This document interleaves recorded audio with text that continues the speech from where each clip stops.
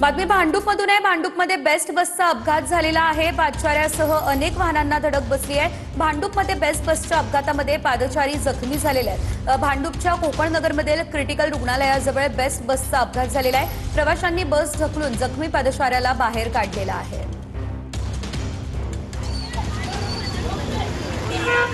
तर बेस्टच्या बसने अनेक गाड्यांना धडक जी आहे ती दिलेली आहे। रिक्षाचं देखील मोठ्या प्रमाणात नुकसान या ठिकाणी झालं असल्याचं आपण पाहतोय। अनेक वाहनांना धडक बेस्टच्या बसने दिलेली आहे।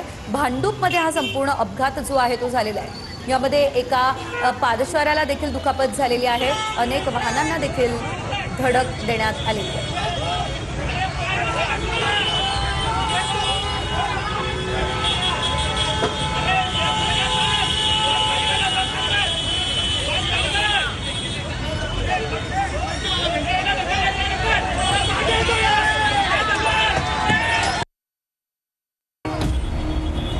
मुंबईच्या भांडूप परिसरामध्ये बेस्ट बसचा भीषण अपघात झालाय।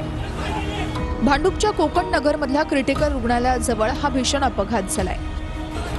नियंत्रण सुटल्यानं बसनं एका पादचाऱ्यासह रस्त्यावरील अनेक वाहनांना जोरदार धडक दिली आहे। अपघातात पादचारी जखमी असून नागरिकांनी पादचाऱ्याला उपचारासाठी रुग्णालयात दाखल केलं। बसवरील नियंत्रण सुटल्यानं अपघात झाल्याचा अंदाज व्यक्त करण्यात येतोय। अपघातग्रस्त बसनं 3 दुचाकी आणि एका रिक्षेला धडक दिली आहे। या अपघातामध्ये रस्त्यावरील काही वाहनांचंही नुकसान झालंय। या घटनेमुळे कोकण नगर परिसरात काही काळ वाहतुकीची कोंडी झाली होती।